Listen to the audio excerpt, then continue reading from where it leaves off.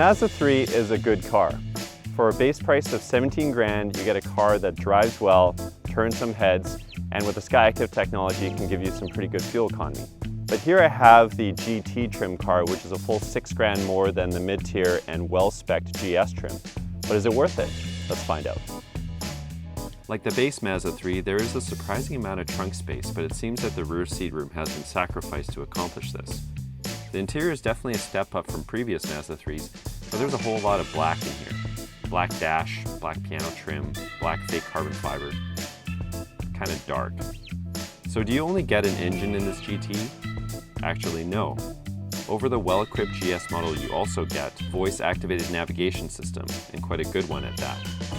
Bi-xenon HID headlights with manual leveling, 18-inch alloy wheels, a 9-speaker Bose audio system, advanced keyless entry, active driving display, which is a fancy way of saying a heads-up display, dual-zone climate control, and those trendy LED rear taillights. Okay, enough of this. Let's see how it drives.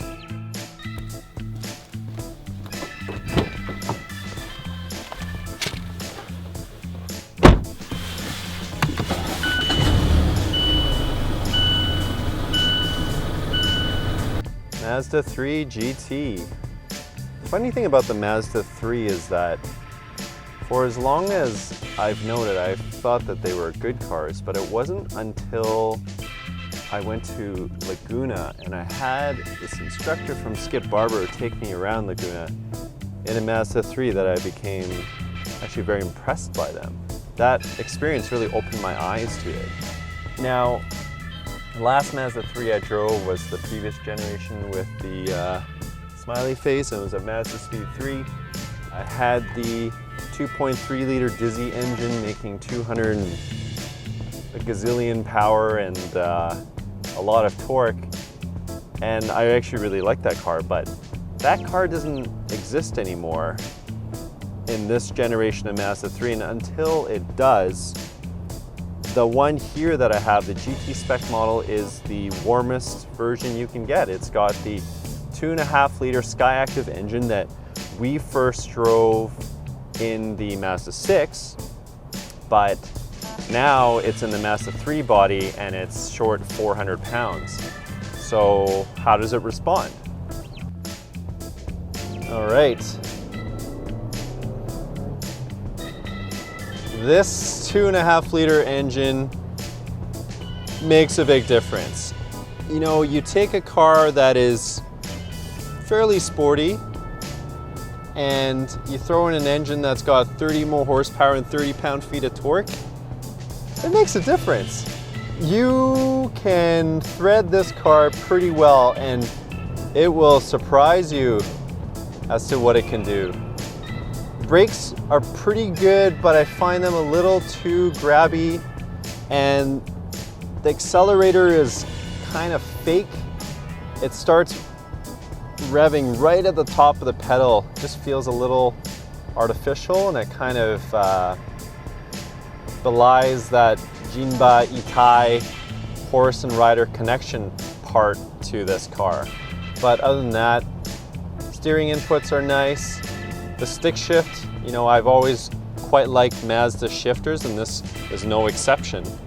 It's got pretty slick shifts, and it really allows you to take advantage of that engine and its ability to rev, and it's almost instantaneous. Like, I just did a whole bunch of, you know, rev matching changes, and it reacts pretty instantly.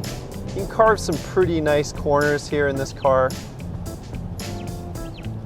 And you can play with the balance a little bit. I mean, it doesn't do much other than understeer, but you get quite a bit of grip until you get to that point. With the 2.5 liter SkyActiv, you also get the sports exhaust, which is kind of quiet, but this isn't a hot hatch, so I'm not really expecting it to blow me away with the sounds that it makes. There's a nice induction noise from the front, and if you try really hard you can kind of hear it, but it's a pretty quiet car.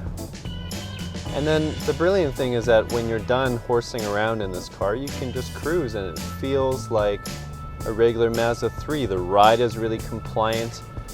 You know, you can go over bumps even on this 18-inch low profile wheels. The car feels pretty put together. There's not a lot of thumps that knock you around. There are some things about this car that I don't enjoy as much, and one of those is the fact that, you know, you buy a Mazda 3, you know, they talk about the Skyactiv technology, and so you're expecting pretty good fuel economy from a compact car like this. And so when you move to the bigger engine, you kind of lose that a bit. Right around town, I could get like 9 liters per 100 kilometers, which is it's okay, but I would say I would expect more from a Skyactiv engine. Now, when I got to cruising speeds where I wasn't revving the engine as much, then I could get like around 6. And so that's pretty impressive, you know, for a car like this. The $6,000 premium over the base car. Is the 2.5 liter engine and a couple of trinkets worth it? That's kind of a tougher one for me. You know, if it was $3,000 or $4,000, I would say then yeah, it's worthwhile.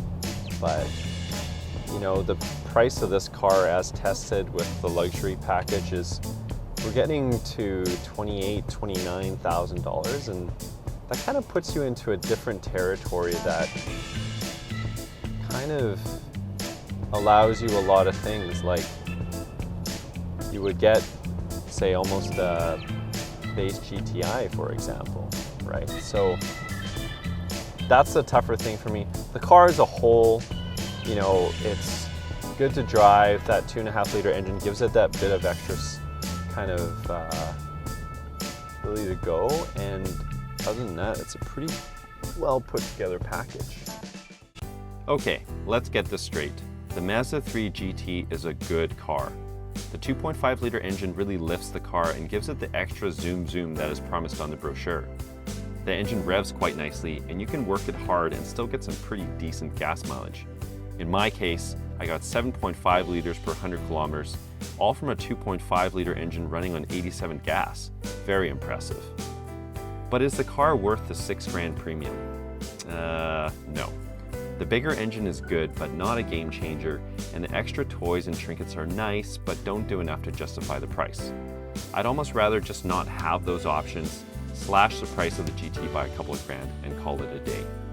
Right now, the GT is within striking distance of a base Volkswagen GTI, and I'm not sure that's a game Mazda wants to be playing in with their warm hatch. So save yourself the money and get the excellent GS model instead. Oh boy! Over the patch! Little bit brakes turn 9, looking left, we're looking left, we're looking. Oh yeah, we made it! Brakes turn 10. Off the brake, back to power.